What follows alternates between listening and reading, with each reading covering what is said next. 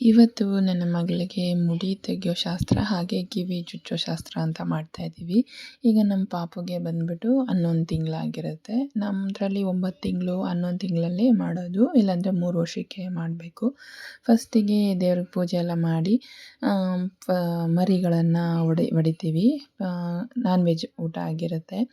ಆಮೇಲೆ ಅವಳಿಗೆ ಮುಡಿಯೆಲ್ಲ ತೆಗೆದ ನಂತರ ಗಂಧ ಎಲ್ಲ ಹಚ್ಬಿಟ್ಟು ದೇವ್ರಿಗೆ ಬಂದುಬಿಟ್ಟು ಈ ಥರ ಒಂದು ಅಲಂಕಾರವನ್ನು ಮಾಡಿಸಿದ್ವಿ. ಆಪಲ್ ಹಾರ ಮತ್ತು ಕಲರ್ಫುಲ್ಲಾಗಿ ದಿಂಡುಗಳನ್ನೆಲ್ಲ ಹಾಕಿಸಿ ಈ ಥರ ಟೋಟಲ್ ಆಗಿ ಮಾಡಿದ್ವಿ. ಆನಂತರ ಅವಳಿಗೆ ಕಿವಿ ಚುಚ್ಚೋ ಶಾಸ್ತ್ರ. ಅವಳು ಸ್ವಲ್ಪ ಹೊತ್ತು ಸುಮ್ಮನೆ ಇರ್ತಾ ಇರಲಿಲ್ಲ, ಫುಲ್ಲು ಅಳೋದು ಆ ಥರ ಮಾಡ್ತಿದ್ಲು.